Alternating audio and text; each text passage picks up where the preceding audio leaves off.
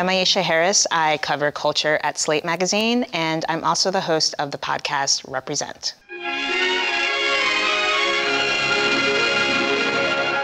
Knights of Cabiria is about a prostitute with a heart of gold, I think is the simplest term you could narrow it down to, but it's about so much more. It's about a woman named Cabiria, and we kind of travel through her daily life and her nights and her experiences with men who just don't treat her correctly and don't treat her right. But she still has this optimism, this hope, and this belief that things could turn out well. So she puts all of her faith in these men and usually finds herself a little bit heartbroken, but we're with her all the way, and we hope that she will get to a point where she finds someone who she could love or who could love her back.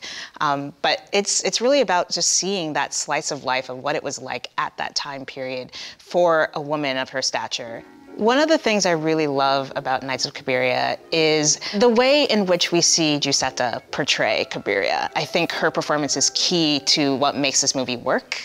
In addition to Fellini's direction, I think that in order to feel empathy and feel close and connected to this character, her performance has to work. And I think that she imbues the character with so much passion and so much verve and lust for life in a way that I think is really, really great to watch.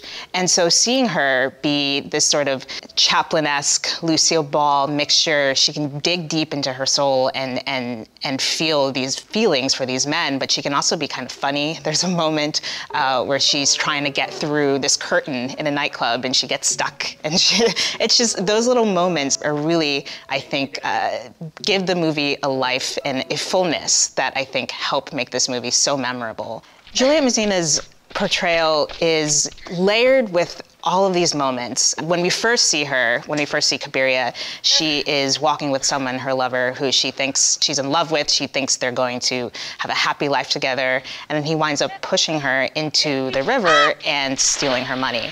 And these men find her and they help her come to life. And as soon as she comes to and realizes what's happened, she goes on this kind of rage and is so upset and heartbroken. So we see her at her probably one of her lowest points at that moment. And then we see her kind of pick herself back up and she moves on to the next. And just that resiliency is part of what makes Cabiria such a fascinating character to watch.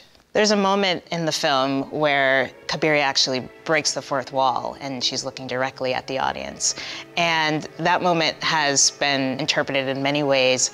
And Fellini even said he worries about the character. He worries about what will happen to her. And in that moment, I also worry about her, and I see in her face that resiliency, that desire to trust again, to love again, to not give up.